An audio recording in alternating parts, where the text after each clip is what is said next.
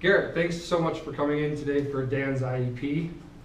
Real quick, I want to give you a quick introduction. I know we've done this times before, but as a reminder, I'm Dan's teacher, Mr. Norton. This is Dan's Learning Lab teacher, Ashley. Hello. Hello. Our principal, Mr. Vader.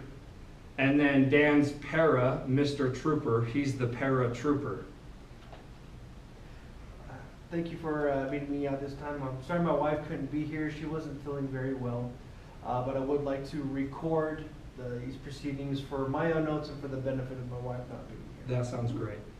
Well, Garrett, here, what I'm handing out to you and everybody, you'll see up here on the top all of the identifying information, as well as the names and info for all of the IEP members here.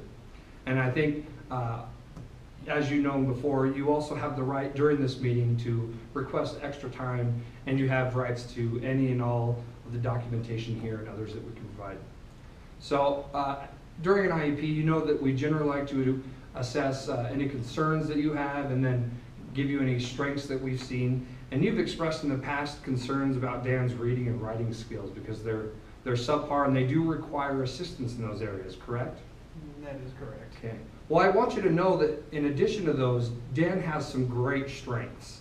Dan is friendly to everyone. He's liked by his peers. He seems happy and content every time he comes to class. He's very, very strong in math, as you know, and believe it or not, he's often found being a big help to his peers.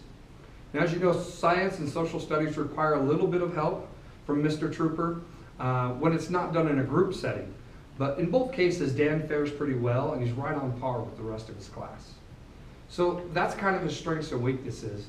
But real quick, I want to go over some of the goals that we had set, where he's at, and what we'd like to do for goals. Okay. So I'd like to start right there with science and social studies. Currently, Dan is spending about 75% of his time with Mr. Trooper and about 25% of the time with his peers in group work. This is allowing Dan to succeed in these subjects. We feel, however, though, that he could benefit a bit more both academically and socially if we could provide him with the tools and opportunities to increase his peer time. So if you agree with that, I think Dan could succeed in this matter as well as benefit if we could set a goal that given 50% of the time with a para and 50% of the time in group work, Dan will at minimum continue at grade level success in these areas through the next quarter. I think this could be a great goal.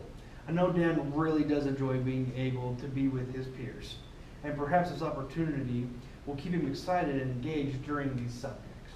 One question I have is this: should we find after this quarter that this is not working for his benefit, what would happen then? Well, Garrett, I'm glad you asked. As you know, I try to assess my students on a very regular basis, which will give me an almost real-time knowledge of how he's doing. If you couple that with Mr. Trooper's knowledge of Dan, his capabilities, his attitudes, because of the large amount of time that he spent with him, I believe the two of us will be able to make a determination if this is working for his benefit or not at many points prior to the next quarter. So should we feel this is not working, would it be out of the question to schedule an appointment with you and your wife to discuss moving him back to the system that he's had previous success with? I think that would be great.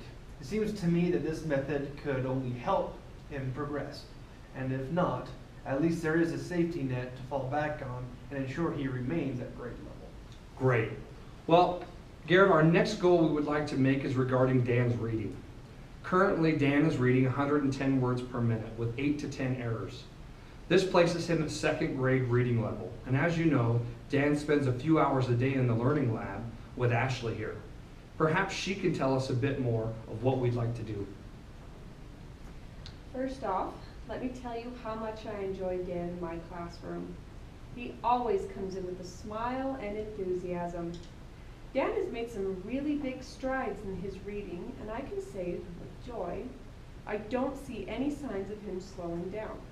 I would like to talk to you about a couple of goals I would like to make if you're open to them. First, I want to set a goal that given a second grade level book, Dan will read 125 words per minute with 5 to 8 errors by the end of this next quarter. Well, actually, I think that's a lofty goal, but I don't know how you plan to do that. I don't know how you plan that to happen because he has never made such a leap in one quarter before.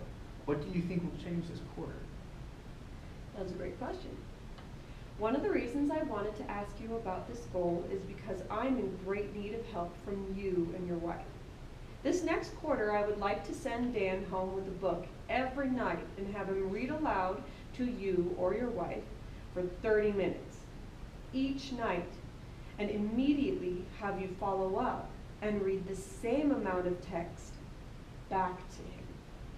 The reason I ask this is because it's not just 30 to 40 minutes of his day every day, but also yours.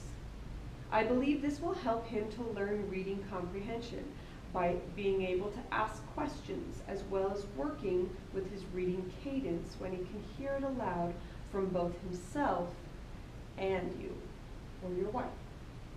Not to mention, practice will help in general with his overall speed and sight wording. Do you think this is possible? Well, that might require us adjusting our schedule just a bit, but if it helps my son, it's definitely worth it. Great. I hope that in addition to the help, you enjoy this time spent reading with your son as much as I do. It brings such joy to hear him improve and start to enjoy reading.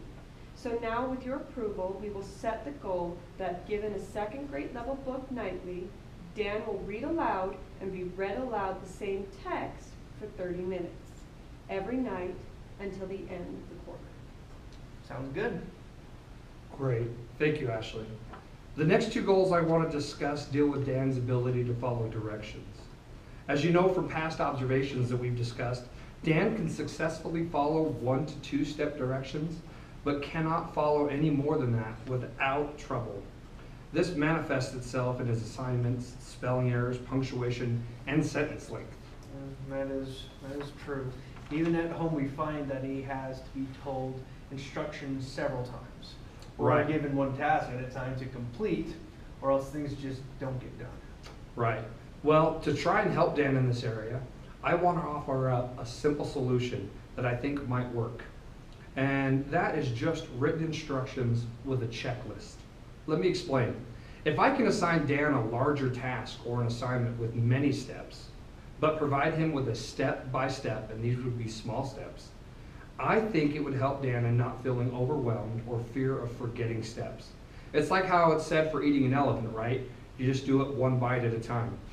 If I could have him complete a larger assignment by making a checklist, for example, such as read page 3, now write one sentence about whatever subject would be on page 3, then have him repeat this type of activity for several pages, it would, in the end, provide a larger paragraph about the chapter as the rest of the children are doing.